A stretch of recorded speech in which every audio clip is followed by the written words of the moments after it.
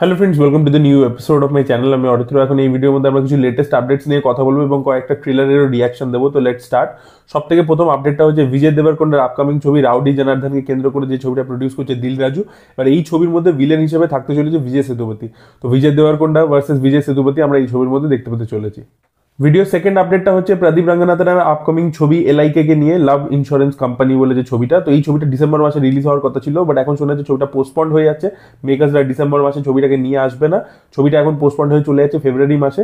Reason হিসাবে বলা হচ্ছে যে প্রদীপ চাইছে যে ছবিটাকে তেলেগু ডাব করে রিলিজ করুক, বিকজ ডুড ছবিটা কিন্তু তেলেগুতেও ভালো পারফর্ম করেছে, তামিল বাদেও।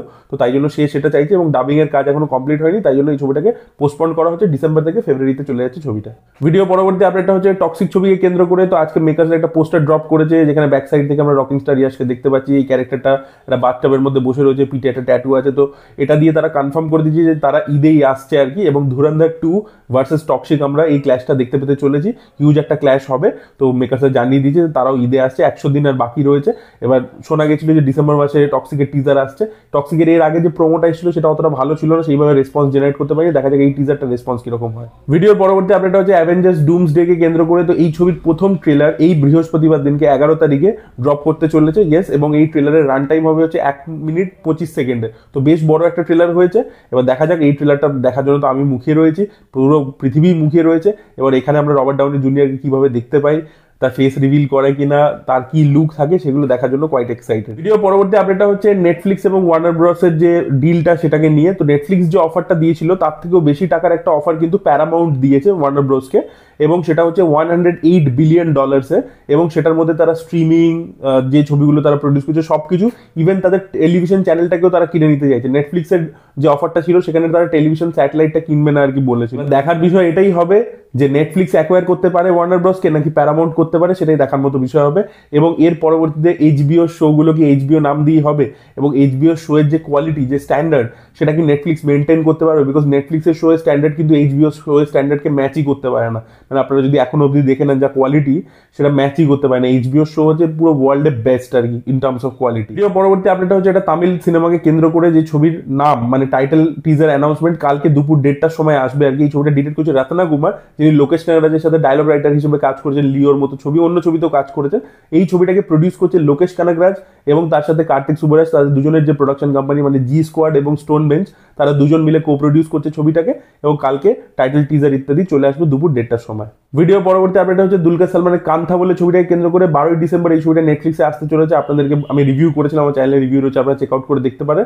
এবং ছবিটা আপনারা অবশ্যই একবার চেক আউট করে দেখুন। ছবিটা কিন্তু হিন্দি ডাবিংয়ে নেটফ্লিক্সে আসবে আর কি। ভিডিও পরবর্তী আপডেট হচ্ছে অঙ্কুশকে নিয়ে। তো অঙ্কুশের আপকামিং ছবি নারী চরিত্র বেজায় জটিল, যেটা জানুয়ারি মাসে মুক্তি পাবে। তো সেই ছবির টিজার কিন্তু 10th ডিসেম্বর রিলিজ করতে চলেছে। দেখা যাক টিজারটা কিরকম হয়। ভিডিও পরবর্তী আপডেটটা হচ্ছে থালাইবার 173 কে কেন্দ্র করে যে ছবিটা প্রডিউস করছেন কামাল হাসান, এবং ছবিটা ডিরেক্ট করবে পার্কিং ছবির যে পরিচালক তিনি ডিরেক্ট করবেন। এই সব কনফার্মেশন তো হয়ে গেছে, আপনাদেরকে আপডেট শেয়ার করছি। এবার শোনা যাচ্ছে এই ছবির মধ্যে রজনীকান্তকে আমরা একটা ক্লিন শেভেন লুকে দেখতে পাবো। জেনারেলি রজনীকান্তের ছবিতে তার দাড়ি থাকে বা গোপ থাকে অ্যাটলিস্ট, বাট এখানে পুরোপুরি ক্লিন শেভেন একটা লুকে আমরা দেখতে পাবো। রজনীকান্তের কোন ছবিতে আমি তাকে ক্লিন শেভেন দেখেছি আমার সত্যি মনে পড়ছে না। তামিল কোনো ছবি হয়তো হয়ে থাকবে।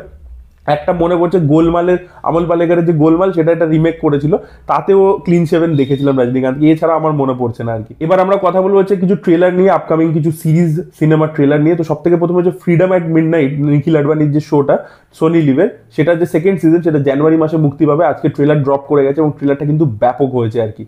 তো বেসিক্যালি এবারে আমরা যে র্যাডক্লিফ লাইনটা টানা হয়েছিল ইন্ডিয়া পাকিস্তানকে ভাগ করার জন্য, তো সেইটাকে নিয়ে যে কি কমপ্লিকেসি ছিল সেইটাকে আর কি ফোকাস করছে সিজন 2টা।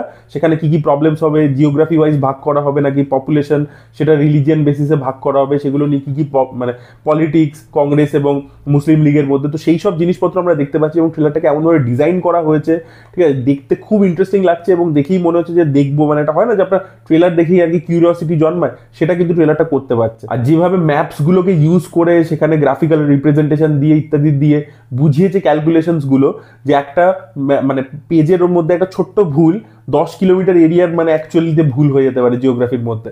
এবং যে র্যাডক্লিফকে অ্যাসাইন করা হচ্ছে, সেই র্যাডক্লিফ নিজের জিওগ্রাফি সম্পর্কে কতটা অবগত, সে একজন লয়ার ছিল। তো সেই সব জিনিসপত্রগুলো দেখাচ্ছে, খুব ইন্টারেস্টিং ভাবে দেখাচ্ছে। এবং ট্রেলারটা শেষ হচ্ছে, সেখানে গান্ধীর আমরা ডায়লগ দেখতে পাচ্ছি, যিনি একেবারেই খুশি নন এই মানে পার্টিশন নিয়ে। তো সেইভাবে আর কি শেষ হয় ইমোশনাল নোটে। আমার ট্রেলার দেখে কিন্তু হেভি লেগেছে, আমি সিজন 2 দেখার জন্য মুখিয়ে রয়েছে।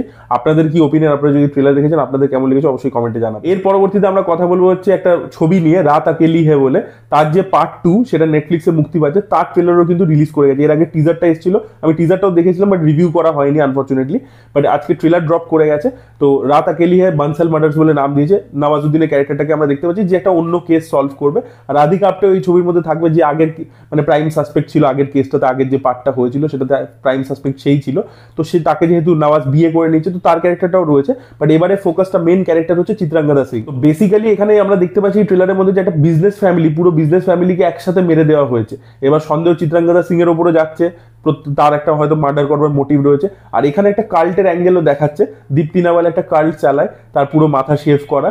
এবার এই যে পুরো বানসাল পরিবারটা ছিল তারা এই কাল্টটাকে ফলো করতো, এবার সেটার সাথে কোনো কানেকশন নেই, তো সেগুলো নিয়েই আর কি একটা মার্ডার মিস্ট্রি আমরা দেখতে পাবো। তো এই ছবির যে পরিচালক হানি তেহরান, তিনি খুবই ভালো একজন ডিরেক্টর। রাত আকেলি বানিয়েছিলেন, ওনার একটা সিনেমা যে পাঞ্জাব 95 যেটা আটকে আছে দিলজিৎকে নিয়ে, যে ছবিটা খুব প্রশংসা পেয়েছিল, বাট ছবিটা আনফরচুনেটলি আর কি রিলিজ করেনি, অনেক প্রবলেমস হয়েছে। তো এই ছবিটার মধ্যেও হানি তেহরান ডিরেক্ট করছেন, এবং হানি তেহরান এবং অভিষেক চৌবে, সিদ্ধার্থ রায় কাপুর মিলে ছবিটাকে প্রডিউস করছে। তো টিম খুব ভালো রয়েছে এবং কাস্টিংও খুব ভালো, ভালো ভালো অ্যাক্টার্সদেরকে নেওয়া হচ্ছে। তো really looking forward. Murder mystery তো আমরা প্রচুর দেখেছি, বা সেই মার্ডার মিস্ট্রির মধ্যে ইনোভেটিভ কি করে সেটাই দেখার মতো বিষয় হবে আর কি। এখন অব্দি যে প্রিমাইসটা আমরা দেখতে পাচ্ছি সেটা ওই যে ম্যানসন মার্ডার্স যেটা ইউএসএ তে হয়েছিল সেরকম আর কি একটা ভাইব দিচ্ছে আর কি, যে একটা কাল্ট মেরে দিয়েছে একটা পুরো ফ্যামিলিকে রাতারাতি। এরকম ঘটনা তো আমরা বুরাডি ডেথসের ক্ষেত্রেও দেখতে পেয়েছিলাম, যে ওরা একটা কাল্ট ফলোয়িং করতে গিয়ে ব্ল্যাক ম্যাজিক ইত্যাদি করতে গিয়ে নিজেদেরকে মেরে ফেলেছিল। তো সেই সব জিনিসপত্র, তো সেরকম একটা অ্যাঙ্গেল ইন্টারেস্টিং লাগছে। এবার দেখার বিষয় এটা যে গল্পটা কিভাবে আনফোল্ড করে, তার মধ্যে কি টুইস্ট এন্ড টার্নস থাকে সেটাই দেখার মতো বিষয় হবে। আর লাস্ট আমরা এই ভিডিওর মধ্যে কথা বলবো যে আরিফিন শুভর আপকামিং একটা কাজ, যেটার নাম হচ্ছে নূর বলে, যে ছবিটা ডিরেক্ট করছেন রায়ান রফি।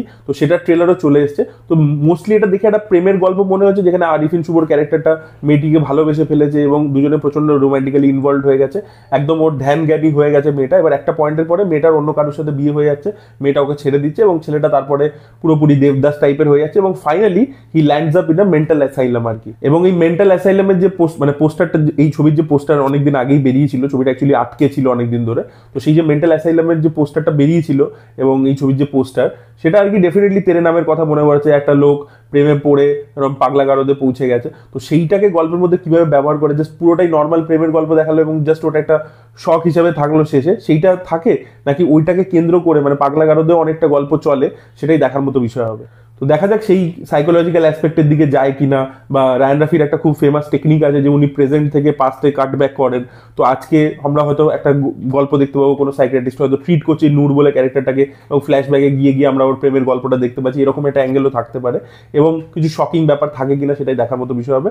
তবে প্রেমের যে দৃশ্যগুলো দেখতে পাচ্ছি সেগুলো নোন দৃশ্য, কিন্তু ওয়ার্ক করছে আর কি, যেহেতু আরিফিন শুভ পারফরমেন্স খুব ভালো দেয় এবং রোমান্টিক যে প্রেজেন্টেশনটা হিরো হিরোইনের মধ্যে কেমিস্ট্রি, সেগুলো কিন্তু বেশ ভালো লাগছে ট্রেলার। দেখা যাক ছবিটা একটা নর্মাল প্রেমের ছবি হয় নাকি সেটা বাইরে গিয়ে অন্য কিছু হয়, সেটাই দেখার মতো বিষয় হবে। আপনাদের কেমন লেগেছে ট্রেলারটা অবশ্যই কমেন্টে লিখে জানাবেন। So that was it guys, thank you so much for watching this video. ভিডিওটা ভালো লেগে থাকলে লাইক করুন, শেয়ার করুন, চ্যানেলটিকে সাবস্ক্রাইব করতে ভুলবেন না। Bye bye.